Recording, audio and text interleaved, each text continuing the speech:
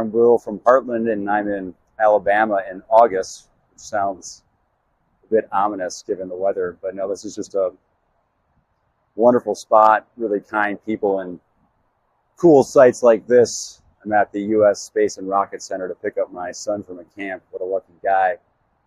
Typically with these videos, I'm attempting to take something from the area and connect it with our investment process.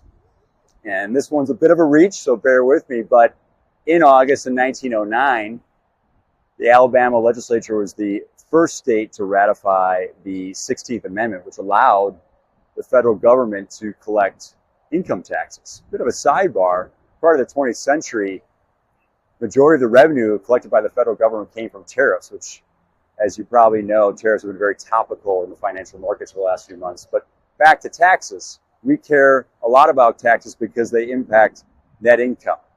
We certainly care about the trend of net income for the companies that we're evaluating and we own, but probably most importantly, we care about what price we're paid for that net income.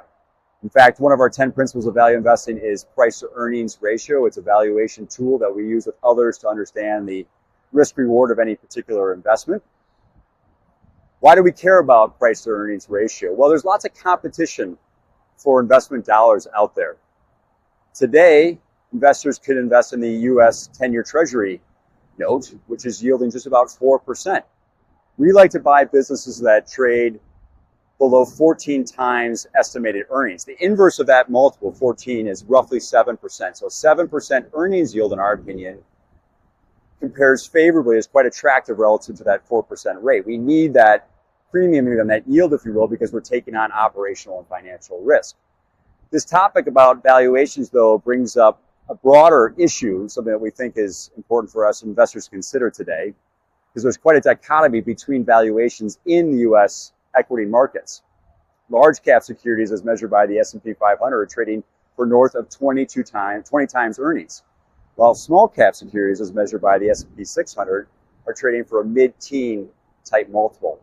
That gap between those valuations on a forward basis is reaching a 2 standard deviation event going back to the late 90s. So we're getting all the topics here: history, a little bit of government, a little bit of algebra, and now some statistics. I guess it's in line or timely in light of school starting here soon. But if you want to learn more about our thoughts on valuation in the marketplace today, check out our website. I hope you're having a great time with your family and friends here as the summer tails off, and I look forward to updating you more about our investment process in the fall. Thanks a lot. Take care.